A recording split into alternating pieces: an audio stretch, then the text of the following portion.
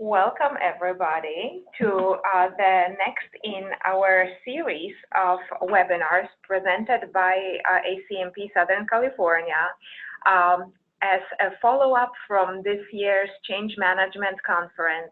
We are so honored and pleased to bring a few of the best speakers from the conference to you here virtually. We actually have folks who are members of ACMP Southern California joining, as well as few members from Florida and from Mexico. So welcome to that international collaboration. My name is Anka Pruszyńska Garcia. I'm the president of the Southern California chapter, and it's my true honor and pleasure to introduce Carla Howard to you. Carla is the Director of Change Enablement at Avnet, and she serves as the Change Manager on large global projects and provides change management coaching, classroom training, train-the-trainer workshops that are aimed at leading the people side of change. Her team is responsible for the management and evolution of the change management strategy and tools deployed across Avnet global footprint. Carla and her team provide global support throughout the facilitation of change management workshops, coaching leaders on their roles as executive sponsors and influencers, and providing guidance on mergers and strategic projects. And customizing these activities for cultural fit and regional customs is a critical component of this international work. I had a pleasure of attending this specific session at the conference, and I have to tell you, for me, it came at the perfect time. I felt really overwhelmed with lots of changes going on at work and in life, and Carla's session helped me take a different perspective. So I hope it will do just that for you all in today's webinar. So Carla, over to you. All right, I'm going to start my video and I will share my screen and pull up my PowerPoint deck. So hang on. Excellent. And for while we're getting set up here, everybody is in view only mode. You are all muted, but if you have any questions, please submit them via chat and I will relay them to Carla. Thank you. Of course. So I'll go ahead and get us started. Thank you all for showing up on a Friday afternoon. Hopefully you're planning something fun and exciting for the weekend. So yes, let's talk about why I believe today that change saturation is a myth. Carla, just for a moment, we are seeing the presenter view with the notes. Oh, that's not what we want. Sorry. Let's do this. How about that? Is that better? It's perfect. Excellent. All right. Super. So the title of the presentation is Change Saturation is a Myth. At the conference, Nicole Enright, our Senior Vice President of Business Transformation, was scheduled to speak with me. She got pulled away. And so I did the full presentation. Nicole has recently transitioned into a business role, but I reported into Nicole for the past 3 years, and together we have done some really exciting work throughout Avnet's transformation. So I want to start by asking, why do we worry about change saturation? If you can type your answer to that in the chat box, I'm going to ask Anka to take a quick look and tell me, what are people saying about why we worry about change saturation? Tell me if we see any chats coming through. Yes, people feel overwhelmed. Yes. Why else? When people are overwhelmed, they miss things. That's right. Yep, we lose people. What else? Change fatigue. Don't pay attention to change. That's a good one. Yeah. And I will. Morale goes down. Yes. So I will say from my perspective, change saturation is one of those things that I was very focused on and worried about as we began our transformation. So during this session, we're going to talk about these 4 things: how to lead change when everything is changing, tips for getting past your own resistance, how to use change agility as a competitive weapon, and then the importance of sharing your change story. I'm going to start with a quote by Jack Welch, and I suspect, being process people and change practitioners, probably everybody on the call has heard this quote before. If the rate of change on the outside exceeds the rate of change on the inside, the end is near. I think the thing that is most interesting about this quote by Jack Welch is it's over 20 years old. And if you think about that for a minute, it was true back then. And if it was true then, how much more true is it today? I mean, today we have product life cycles that used to be, 5 to 12 years old, and those are now 6 to 12 months. Technology today is at an incredible rate, much, much higher than we saw technology and changes even 10 years ago, but imagine 20 years ago. Internet of Things, the connectivity that we have. And the fact is, we have to be able to change internally more quickly than we can change, than the world is changing outside.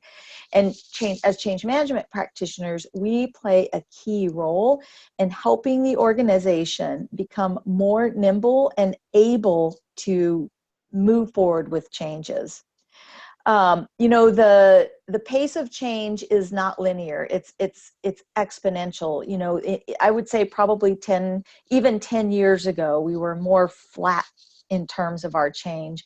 But today, because of just this crazy rate of change, we've got to be incredibly nimble if we're going to keep up. Let me tell you a little bit about Avnet. I'm going to ask, do I need to move this picture out of the way? Maybe everybody can adjust on their side okay. Where the video is. You can even minimize it on your end if it's in your way. Okay, that's fine. I didn't know if I had this in the way of everyone, so that's perfect. Let me tell you a little bit about who Avnet was. Avnet is almost 100 years old. We're an old electronics components distributor. We actually started on Music Row in 1921, distributing transistor radios. And we were really, really proud of our history and our legacy. You can see here on the screen our old branding, that red and black branding, what we call the Avnet bug, this logo down here where in the bottom where you see the process where it says EM and TS. And we were really focused on 2 customers. We were both focused on distribution. The first one being our electronics manufacturers, where we're really focused on electronic components, and then our resellers, so the enterprise computing solutions. And we were completely focused on our capability as a supply chain. We have gone through a transformation over the last 2.5 years that has completely changed our go-to-market strategy and who we are. So we still have our supply chain services, but we also design, make, and deliver technology solutions. So what does that mean? We focus on working with and assisting makers. It can be a small maker, mom and pop, working in their garage, can work with our engineers. We'll help them to design and embed the right technology solution to the technology that they want to use to change the world. And then we help them leverage our scale and scope through our global distribution channel. We are now very, very involved in communities. We have engineering communities. We have maker communities. And we are truly servicing the new technologies that are going to change the world, not only through distribution, but through that engineering support and supply. So I want to talk to you a little bit about how to lead change when everything is changing. So think about this for a moment. I suspect most of you have been through a situation where there's some kind of big change. It might be an acquisition. Maybe you divested a portion of your company. It could be you initiated a major transformation project or underwent some type of branding that's brand new, right? Some fresh new branding. Maybe you've moved over to the NASDAQ. You know, used to be on the Dow, now you're on the NASDAQ. And maybe you've launched a transformational project that included over 400 new projects on top of the projects you were already expected to deliver, or come in on a Monday morning to find that your previous CEO has been asked to leave by the board, and you now have a new CEO in place. What happened at Avnet 3 years ago is we underwent all of these things at the same time. We came in on a Monday morning, our previous CEO was gone, our new CEO, Bill Emilio, was in place. Within a very short time, about 75% of the very top layer of executives had changed, and we were going to become a new Avnet. And we were doing that through all of the puzzle pieces that you see here on the screen. Really investing in our digital strategy. We changed our M&A strategy. We did rebrand. We did divest over a third of our business. We brought in a consulting partner and launched over 450 new projects to restore our growth trajectory. And we changed the way that we operated internally. That was a gigantic change for Avnet.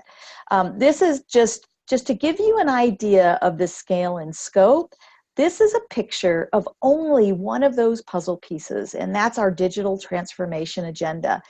And you can see all of the different groups, customers, and stakeholders that just the digital transformation touched. So imagine that being one small piece of the overall change. You are in charge of leading change, and think for a minute, oh my goodness, how does this feel, right? So I will tell you that in the very beginning of our transformation journey, this is how our CEO saw the journey and our consulting partners. You know, they knew that we had to change and change radically if we were going to capture the marketplace that we wanted to capture and do exactly what Jack Welch said, and that is change more rapidly internally than what is going on the outside. They saw the potential, and they were absolutely certain that we could do it and that this was the right thing. So to them, from the very beginning, change saturation was absolutely a myth. From the perspective of most Avnet employees, it pretty much felt like this. You know, we didn't feel like it was possible. It felt like we were taking on way too much, that, you know, now we weren't on that big, beautiful, you know, jet airliner with nice cushy seats and going on a nice ride. We were on a paper airplane, and it just didn't feel like it was going to go very far, to be quite honest. I thought that amount of change would break us. And this is actually how we felt. And I will tell you personally, it just felt like too much. I felt like we were in change saturation mode. I couldn't see how in the world, you know, this could be possible. We would ask Bill in smaller conversations and town halls for his priority. Now, you saw the list of projects, the list of initiatives. Just digital transformation alone had over 100 projects underneath it. And remember, the new 450 projects were on top of what we were already doing, and then we had all of those other changes involved. And when we asked him for a priority, he said, I'm not going to give you a priority. Everything has to get done. You know, and we did try, right? You know, you put on your best coaching hat and you say, well, if everything's a priority, how do we know what to put our most valuable resources on? And he said, I can't give you a priority. It literally all has to get done. So I would say something that Bill and our executive team did really, really well are these 5 things. So when you are leading change, when you feel like everything in your organization is changing, you have to be crystal clear on the goals and the outcomes and do not waver. Bill was very clear on where we were going.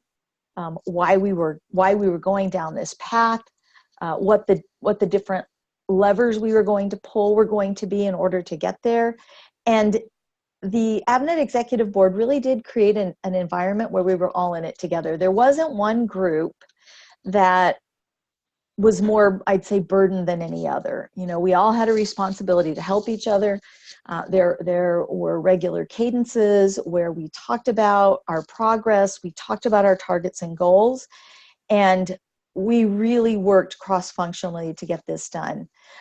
You have to manage the change and drive reliable accountability through a regular cadence of meetings, very, very clear goals and objectives, know your metrics so that you know whether or not change management is working because you're achieving the expected metrics. And you've got to make sure that change management has a seat at the table. I was very fortunate. I came to AVNet 7.5 years ago, and we had already at that time started laying the foundation for change management. We do use the ProSci methodology as a foundation, and I want to be really clear, it truly is the foundation. We have also created tools and templates, you'll see some of those coming up in the slides, that serve our AVNet community best. So even though that is there as a foundation, we don't rely on strict ProSci content or tools in order to lead our change management effort. What that does for us is it gives us a common language. So we are in over 150 countries. AVNet is about 14,000 employees. And everywhere you go in the world, they understand, for the most part, what ADKAR is, they understand change management, and we're expected to execute change management in the same way. The fourth one, ensure change management has a seat at the table. Again, you know, this work started before I came to AVNet, but we absolutely had a seat at the table. We were part of the transformation discussions from a global perspective. When we set out to do the transformation work streams, we had we had change management leads on every work stream. I was on I think 5 or 6 of the work streams. Doesn't mean I did change management for all of them, but I was on steering committee calls.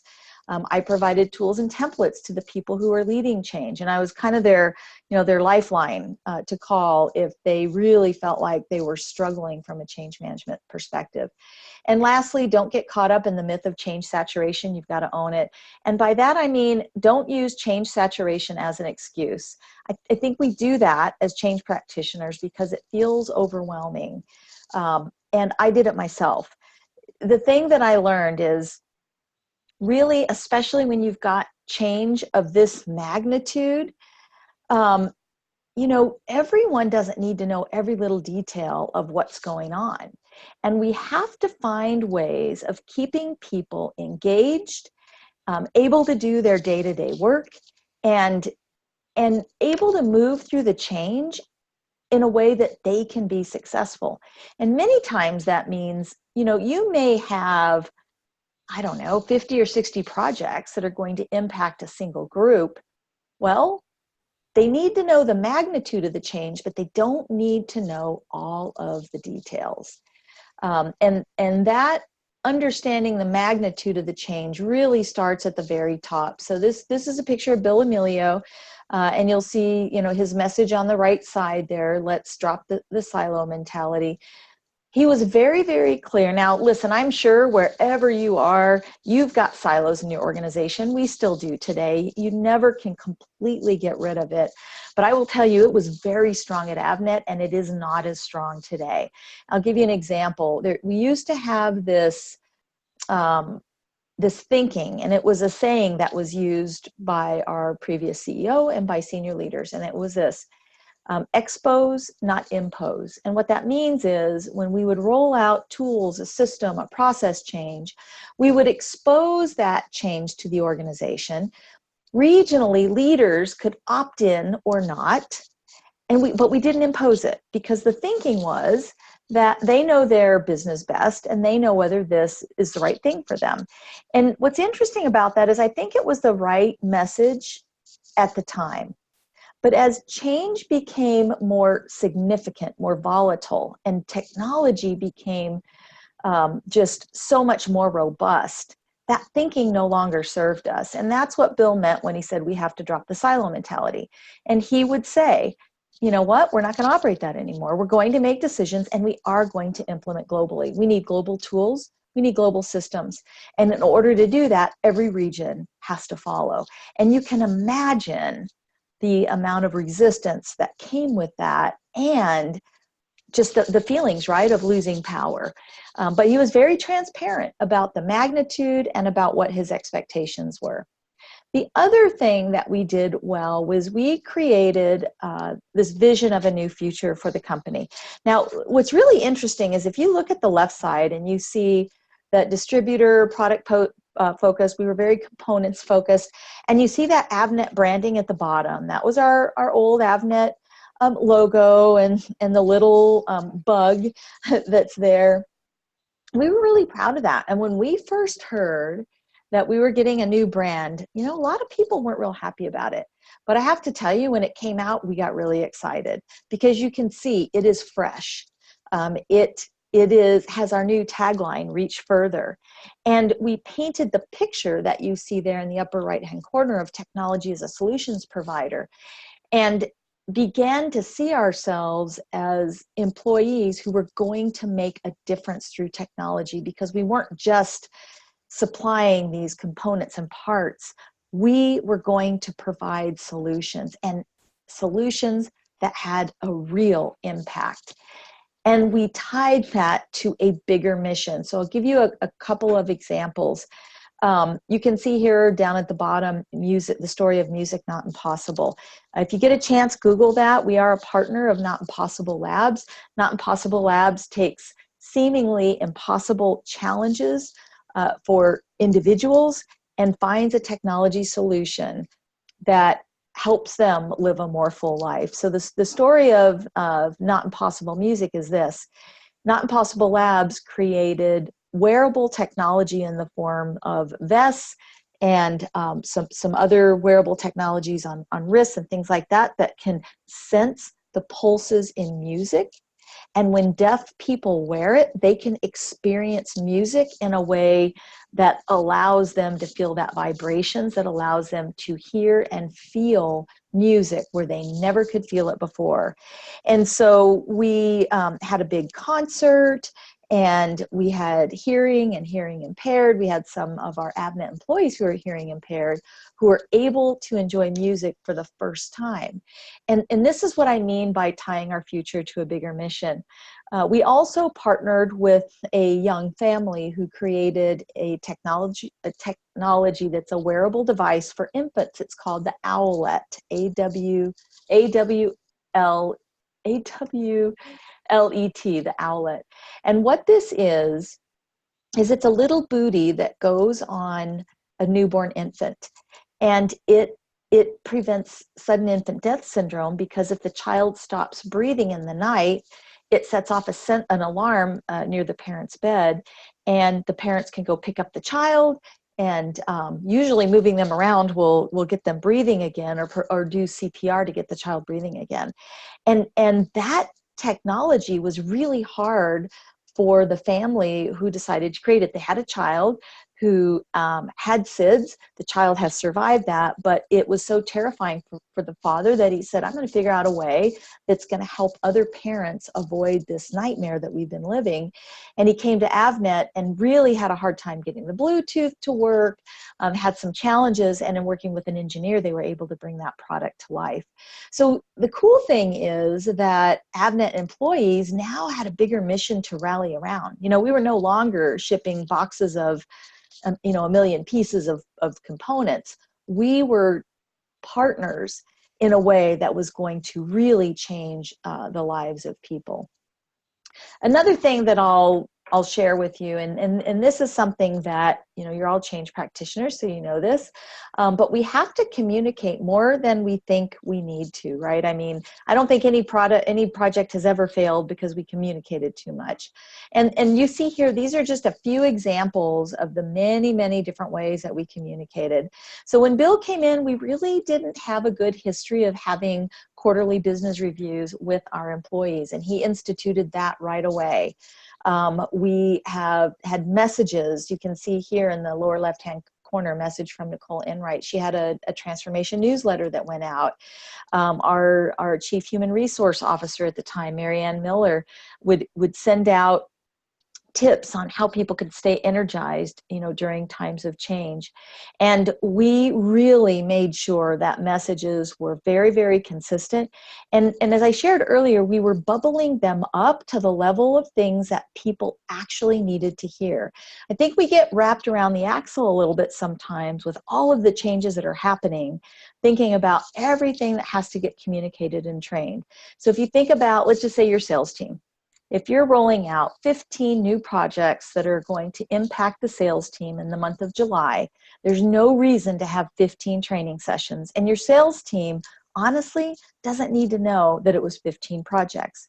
You just need one training plan with what they need to know in order to do work differently. So if you think about how can I make this as easy as possible for the people on the other end to consume the change, you will be amazed at what you can come up with.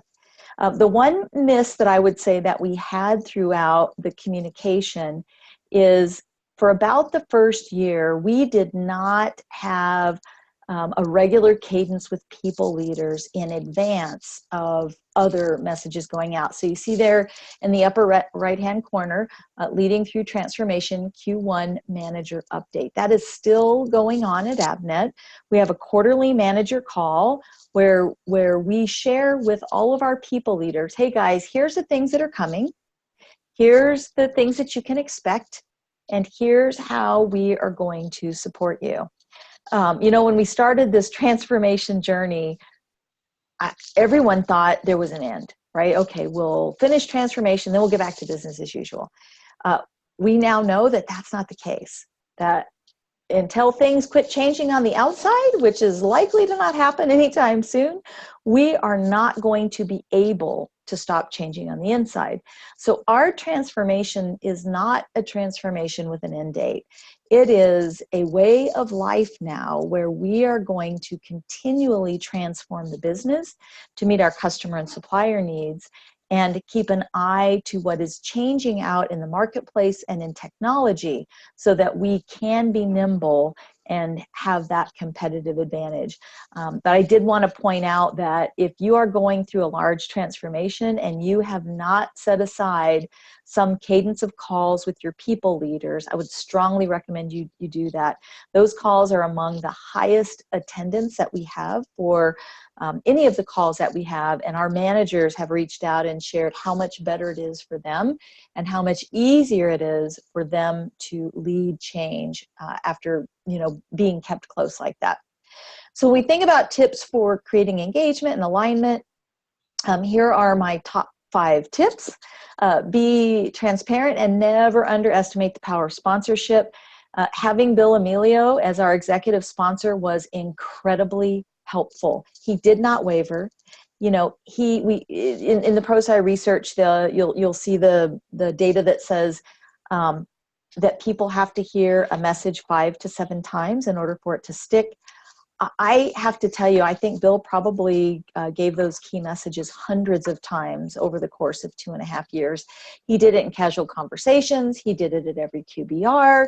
He did it on his leadership calls. He got on the people leader calls and reiterated it. We saw it in emails. We saw it in videos. And he did it every time with the same passion and energy. And we've got to create a future that people can be excited about. Shipping a big box of components isn't terribly exciting, but helping people save the lives of their children or helping deaf people experience music and hear that through the vibrations, now that's something that we could get excited about. And then you have to tie your future to a bigger mission, that sense of pride and purpose. And then invest in people in the company. One of the things that I'd say for me, an unexpected benefit of transformation was this. We really had to dig deep and find leaders deep in the organization to help lead these projects, because you couldn't rely on kind of the standard people that you tend to rely on when you are making the magnitude of change that we made. We had to really find people who had competency and desire, and work with them and upskill them so that they could help us by leading these projects. And we did a lot of recognition. You know, sometimes it was little silly things, sometimes it was a lunch, it might be a little gift on their desk with a note on it, but we made sure we recognized in big ways and in small ways. And then communicate more than you think you need to, and at all levels. And don't forget, don't make the mistake we made, don't forget to pull in your people leaders first. All right, I'm going to keep going through the presentation, and then when we get to the end, we'll stop and ask questions. So please be sure to jot down any questions that you have. I want to talk next about how to use change agility as a competitive weapon. So for me, change agility is like your personal network. I mean, think about, you know, that you're sitting at work and you're doing your job, and let's say you're not expecting it, and in comes your boss, they've sold the company, and you're getting laid off. Well, you're going to probably need a personal network, right? You're probably going to want to reach out to some people you maybe worked with in the past, know what's going on with some of the companies nearby. In your field, you're going to want to know what are the new skills that people are looking for. But the time to build that personal network is not the day you find out you need to find a new job, right? You want to have your LinkedIn profile. So pro tip here, guys, if you're not doing this, do this. But, you know, you're going to want to have your LinkedIn profile optimized, you know, long before that. Every time you're at a conference, you're going to want to link in with people, reach out and touch base with previous colleagues, because the time to build your personal network is before you need it. And change agility is really like that within an organization. If we didn't have a strong foundation in change agility, if we didn't have certified change leaders around the world, if we didn't have a standard common language that we spoke about change in and a common expectation, we could not implement that on day one. Thankfully, we did have a foundation in place. Now, I will tell you, it got a lot stronger over the last 2.5 years, but we weren't starting from scratch. So you want to build change agility and competency across your organization before you embark on a big transformation. And I'll tell you, right when I felt like I wanted to jump out of that plane, here's what happened. I went back to my office and I sat down, and I remember thinking, this is just impossible. Like, what am I going to do? Do I leave? Do I stay? And just full transparency, you know, these were real thoughts going through my mind. And I thought, you know, let me take a step back. I keep saying it's impossible. I keep saying we're in change saturation. You know, I talked to my boss and said, I don't get it. You know, we've got the inmates running the asylum here because there's no way we can get all this done. And I took a step back and I thought, but what if we could? If it was possible to do all of this change in such a short period of time, what would that look like? And the thought came immediately, well, change would be easy. If change was easy, if managing resistance was easy, and if change management was easy, we could do all of it. So how can me and my team create something that's going to make change easy? Well, we would have to create a system where people who were not change leaders knew how to lead change. So what would that look like? And what we came up with was that we would create change blueprints. And we created them for a general blueprint, distribution center changes, reorganizations, technology projects, and process changes. And I'm going to show you next what that looked like. We posted these on our internal SharePoint site. We shared them with our workstream leads. And it looks like this. It's a little bit hard to read, although you do have a downloadable PDF with all of the shells for the blueprint. So that is available to you. What's not available to you is the documents behind these green buttons. So when you actually press the green buttons in our AVNet system, the templates pull up. So let me just talk you through this a little bit. Down the left side, down the horizontal side, because we use the ProSci, or I'm sorry, the vertical side, because we use the ProSci technology, you see here the 5 key plans that are included in a change management plan. So you've got training, you've got resistance management, you've got coaching, sponsorship, communication, and then across the top, you've got change management questions, right? So we need to get people through their ADKAR journey. So when we look at that, we say, okay, we've got awareness, desire, knowledge, ability, and reinforcement at the top. And directly under that are the questions we have to answer with the deliverables down below in green. So if we just look at awareness in the beginning of a project or a transformation, what questions are we trying to answer for people? Well, we're trying to tell them, you know, what's changing, why is it changing, and what's the risk if we don't change?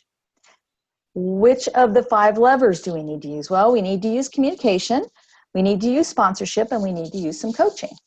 Within that block, then, what are some key deliverables? So you can see there under communications, there's a button you push that says key messaging documents and key messaging slide deck. If you were to click that, a form would come up that you would fill out that says, these are my key messages, and here's a slide deck that I can now fill out to use for my project. And so this blueprint was our way of making it easy. So what would happen is, let's say someone's leading change. And by the way, at this time, the size of my team was me and 2 people. So it's not like we had, you know, 40 change managers running around. Now, we did have about 150 people who were trained in change management across the globe, but more likely because of the size, scale, and scope of what we were doing, you saw the digital transformation alone, there were going to be a lot of people leading change who did not have a background in change management. So when those people would come to us and say, I need some change management help, we would say, what kind of a change do you have? And we have blueprints, and point them in direction and give them a blueprint. And then they could go fill that out and lead change. So that's what I mean by making it easy. Now, this was our solution. Your solution may look very, very different. I would say take a step back and ask yourself, if it were easy, what would it look like? And then build that, whatever that is for your organization. Got a few more slides to go through, and then I'll take some questions. You know, really the big message here is don't run from your change saturation. You got to manage it. You don't want to use it as an excuse. I know it feels overwhelming. I felt overwhelmed. I will tell you, you'll be amazed at what you can actually accomplish if you create buckets, you make it easy, you engage your leadership all the way through the cycle, and begin to build change competency in your organization so that you have that method to deploy. We did all types of things, right? So we put an ABNet management system together. We got really, really clear on what we were trying to achieve, what those dashboards look like. We got it really standardized, created our ABNet management systems and cadences, and our leaders were held accountable to deliver, which is one way that we get that strong executive sponsorship. So I'm going to walk through, and the last one is in red because this is one we didn't do very well, and I'll show you the results of that. But tips on making change agility a competitive weapon: invest in your network, start early, build the relationships, decide on a change management methodology, socialize it, and use a common language across your enterprise. Really embedding that change agility into your culture. You know, change management, we use it as a strategic weapon at AVNet. It's how we do everything. I mean, you'll be in a meeting and we'll talk about the smallest change, and we'll begin talking about, you know, what kind of change management do we need for that? You know, is it big? Is it little? Is just a little bit of communication? So it really becomes a part of the fabric. And then just demystify it, make it easy. you know, there's going to be those projects that are big and you get to do all the cool, slick, sexy stuff that comes with change management, some posters and some contests and the fun stuff. Sometimes there's just not enough time for the fun stuff, right? We're just really getting down and doing exactly what we have to do to make it happen. And then own it. If you find, so here's my challenge for you. If you find yourself saying out loud or thinking, this is too much change, we're in change saturation mode, you know, we're not going to be able to get through it, I would say that is your own resistance talking. It was mine. And when we finally stepped away from that and begin to imagine what we could do instead of what we couldn't do, we were able to find a way through. The last one, don't forget to bring your key stakeholders along on your journey. Okay, you've got to share your change with your customers, investors, and Wall Street. I'm going to pause here because I would like you to type your answers to this in the chat box, and I'm going to ask Anka to share with me. If you've ever become too internally focused with your change and you didn't communicate well to your external customers, Wall Street, or suppliers, tell me what happened. Has anybody else ever experienced that? Do we have anybody putting anything in the chat? It looks like people are typing. Okay, excellent. That's good news. I'm not alone. Yes. Okay, we have a project was canceled from Brian, and Eileen is saying they aren't doing their part to prepare. Okay, anybody else?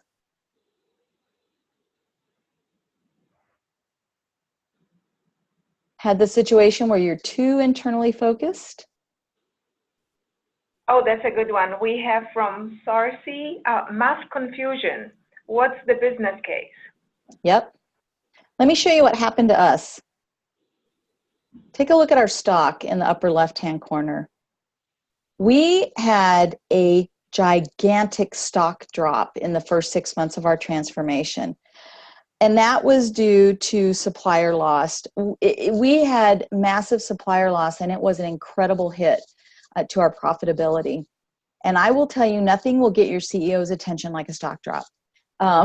We have since this time, and actually within a few months after this, we came back up and have surpassed our previous stock price. But we had a couple things converge right there. We did have the loss of suppliers, which we have since recovered, but we also had a failed ERP system implementation in the Americas. And if you've ever been through anything like that, it is so painful because you can't deliver to your clients. People are upset. You can't get the billing right. It was a very, very difficult time for Avnet. And our net promoter score, those of you who have net promoter score, you can see our net promoter score dropped significantly during that same time. We did recover, and when we recovered, we came up with a new plan because we said, okay, let's take a step back and see what we didn't do well, admit that, and move forward. Here's what we missed. We were so busy creating that new future in our ecosystem. Our customers and suppliers, we didn't take them along for the journey. So they saw us go from this distributor, and they saw us acquiring communities like Hackster and Element 14. We acquired, Premier Farnell. We bolted on SoftWeb. We acquired Dragon. And to us, it all made sense. And we were creating this system where a family who was concerned about SIDS could create this little device that was going to save babies' lives. And we saw that, but we didn't extend that ecosystem to our partners and to our customers so that they could see what was possible and how it could benefit them. Once we did that, we really demonstrated our commitment in a big way. Now, as if we didn't have enough going on, at the same time, we moved from the Dow to NASDAQ. We rolled out our big branding, and we had our first investor day. And I think it was, I'm going to look at my notes because I'm trying to remember. I think it was like over 2 years since we had an investor day, and it was incredibly well received. We had standing room only. And they were excited about our mission, about our brand, about the transformation that we had undergone and are still making changes to achieve. We took over Wall Street. You can see there in New York City, Times Square. We took over Times Square with our branding. And demonstrating that commitment and really connecting it to our customers' future is what made the difference and allowed them to see themselves as part of that future as well.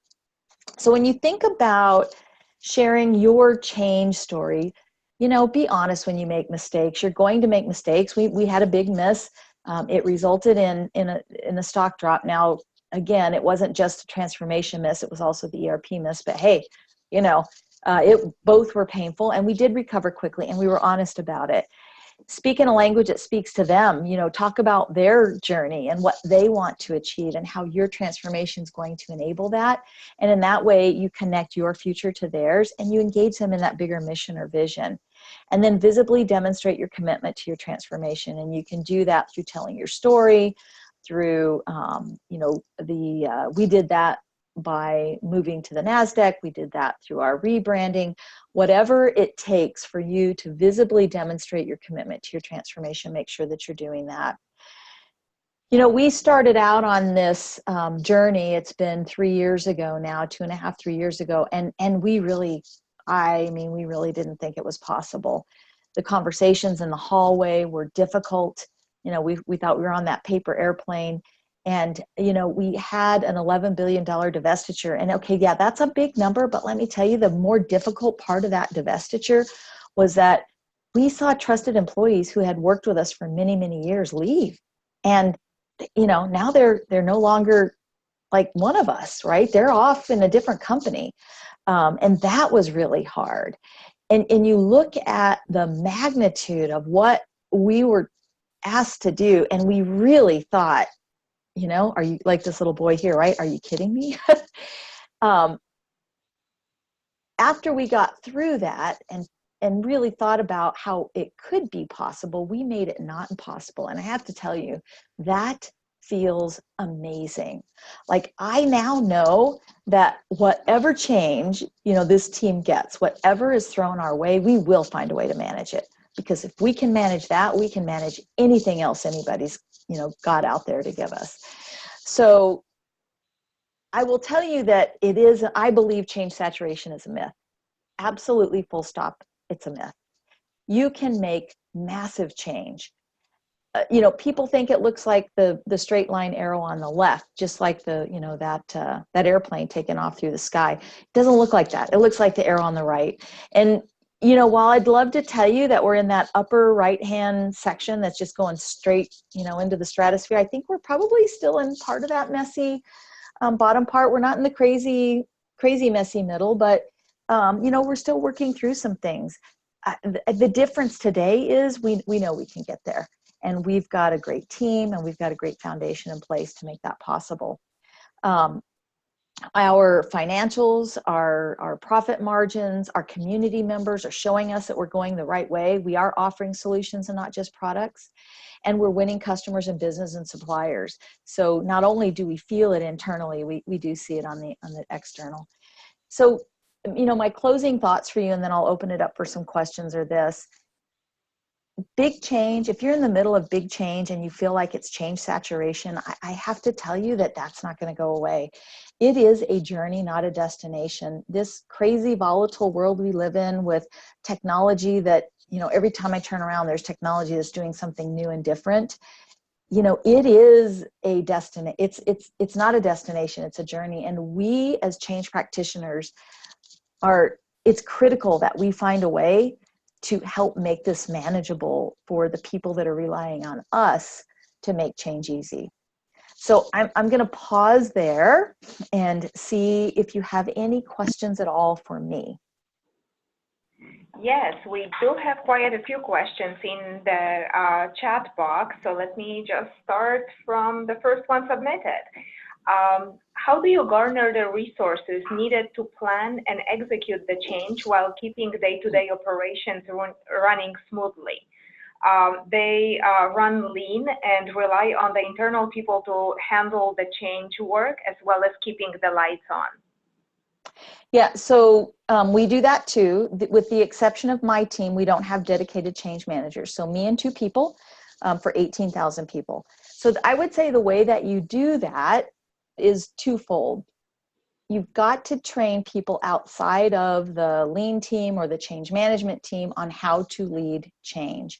And these are going to be your advocates. These are going to be your change network, and people who, as projects are kicked off or approved, are going to be involved not on the project side, but on how are we going to communicate, what things need to be in place for leaders to manage resistance, and really getting in and helping to create the change plan. From there, it can get slotted inside of the project management plan and they can run that.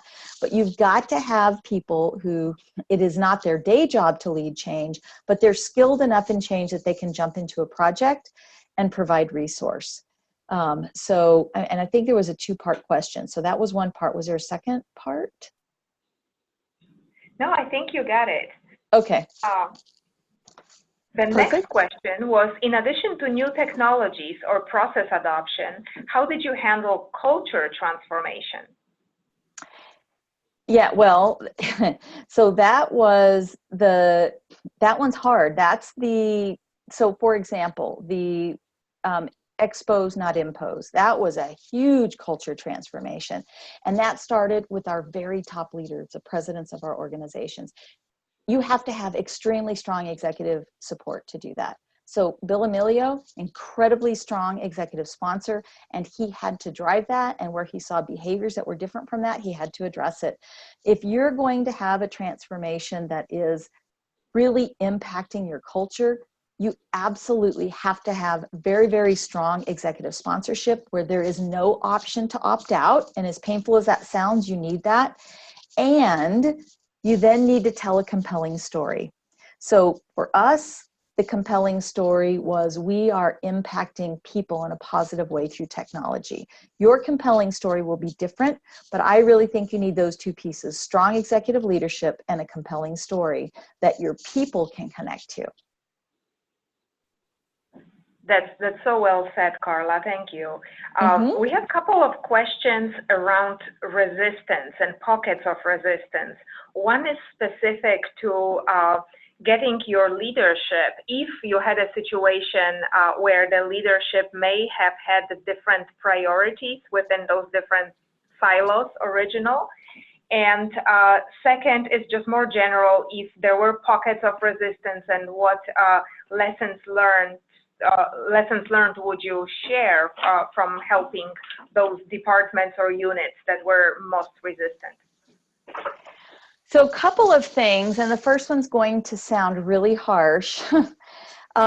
Sometimes leaders aren't going to make the transition and they need to exit the business because the mission is not, one person's viewpoint is not more important than the mission. And we did lose some of our senior leaders. Some of them opted to leave and some of them were exited the business. And that is the absolute right thing to do when you're embarking on a transformation of this size. Now, I'm not saying it has to be that way or it always has to be that way. I'm just saying chances are if it's a huge culture change, a huge transformation, all of your leaders are not going to make it. And some of those people need to leave the business. The second thing is, one way that I have found is really helpful to get leaders engaged who are resistance is this. It's my favorite question to ask them. So when I'm working with an executive or a people leader and they tell me, you know, Carla, I get it, right? Like this change management stuff is important and I get it, but here's the deal. I do not have time for it. I don't believe in it. I am busy. I've got my boss that's breathing down my neck for these numbers. You know, I've got Joe out. I've got Sue on maternity leave. I don't have enough people to do the work. And now you're telling me you need me to do more. So my favorite question to ask is this: do you have time for what's going to happen if this change goes badly? And how much of your personal success is riding on it going well? typically they'll kind of roll their eyes like a teenager and go, okay, fine, what do you want, right? And that's when I get to swoop in and say, I'm going to make this easy for you. Here's the things I need you to do, but I'm going to provide it. I'll write your PowerPoint decks. I'll write your emails for you. I'll give you talking points on what I need you to share with your teams. You know, just work with me and I'll make it easy for you. We just have to remember that these people are pressed from both ends. Their employees want one thing, their executive leadership wants something else, and they are desperate for something that's going to give them relief. I think if you help them understand that if it goes badly, they're going to have a bigger problem on their hands, number one, that's helpful.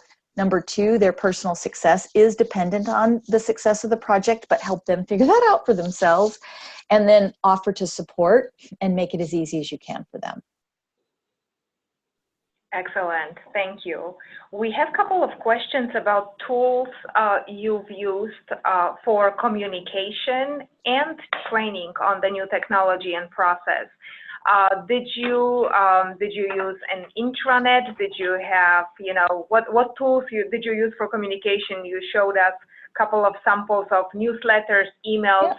What else was there? And I want to actually put in a shameless plug for the webinar that you have done 2 years ago, I think, for ACMP Global. Oh, yeah. So those of our attendees who are members of ACMP, if you go to the resources library, look for Carla in the webinar section. There is a recording of the webinar, Carla, you did, and I had the pleasure to introduce you for that one as well.